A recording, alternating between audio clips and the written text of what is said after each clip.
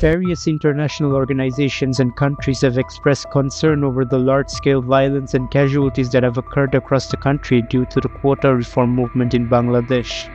Experts say that the great change in the situation of Bangladesh after the 12th National Parliament election is evident from the course of events of this movement. With the evidence that human rights organizations now have, they can easily apply pressure on policymakers. The United Nations has expressed deep concern over the use of live fire by security forces in recent incidents in Bangladesh. They expressed this concern through a statement. Both the Bangladesh authorities in Dhaka and New York have been directly informed about this concern. Stefan Dujarric, the spokesperson of the UN Secretary General, participated in a regular press briefing in New York on Thursday, July 25, and said in response to a question, "We have seen what is happening in Bangladesh, the mass arrest and killing that have taken place. All acts of violence should be investigated in a transparent and credible manner. An environment should be created which is conducive to dialogue." Meanwhile, UN Human Rights Chief Volker Turk urged the Bangladesh government to urgently release detailed information on the crackdown on protesters.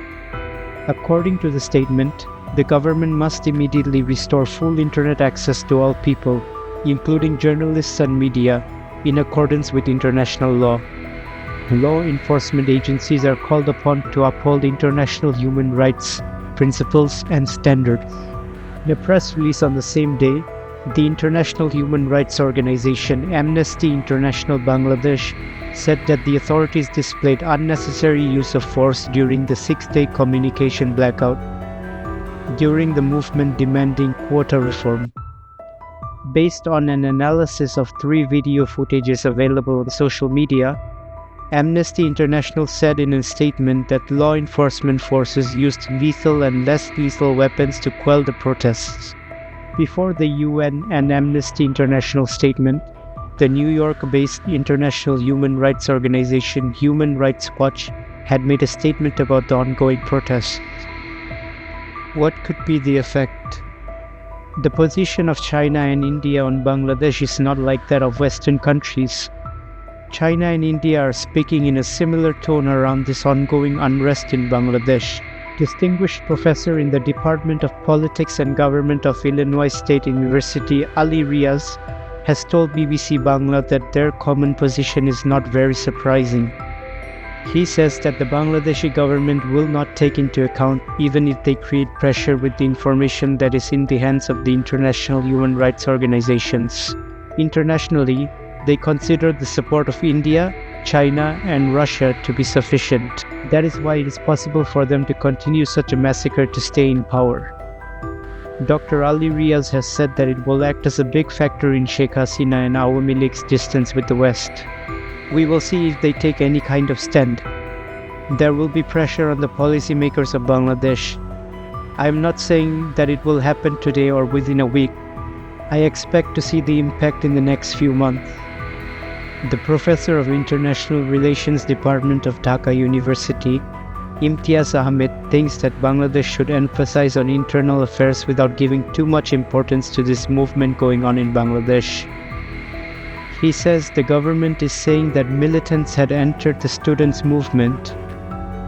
If the government can prove that they have entered into the quota movement, then there will be no criticism of Bangladesh from the outside world, and that people inside Bangladesh will also understand. Former Ambassador Humayun Kabir also thinks that if the discussion on the issues increases, there will be pressure. During the time of the election, the West had not discussed it much, but he is describing the context of this time as different. He said, in the beginning, it was a non-political movement of students. After it was politicized, the law enforcement agencies stepped in. Analysts think that the government could have handled the situation that has arisen with the movement from the start. Dhaka University's International Relations Department teacher Samia Zaman told BBC that Bangladesh's image in the outside world has come under question. The force used by the law enforcement agencies was unnecessary. She thinks that the situation has happened because of the government's delay in taking a decision. She said that the government is responsible for this and that they cannot avoid it. The verdict could have been announced earlier. Prolonged decision-making have allowed other groups to come forward. However, his statement about the difference between China and India and the position of Western countries is that we have divided ourselves into two parts. We have withdrawn from the decision to maintain good relations with all countries. The position of the neighboring countries on this issue is related to their interests. USbengal Desk.